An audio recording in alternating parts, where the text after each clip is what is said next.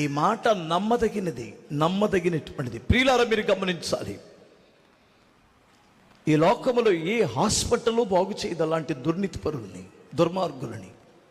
ఏ doctor, ఏ court, ఏ police వారు ఎవ్వరు బాగు చేయలేరు.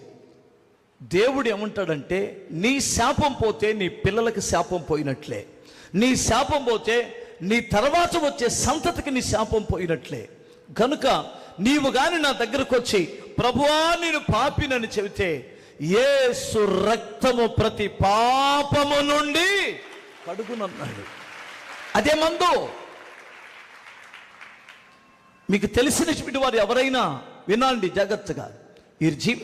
ఈ జీవితం ఇంతే, ఈ బ్రతుకులు ఎలా పాడైపోయినాయి అని మీరు చెప్పి బాధపడుతున్నట్లయితే, అలాంటి వాడు తన హృదయాన్ని మార్చుకొని ప్రభు దగ్గరికి రాగలిగితే అక్కడ వాడికి స్వస్థత కలుగుతుంది, వాడి పాపమునకు విముక్తి కలుగుతుంది.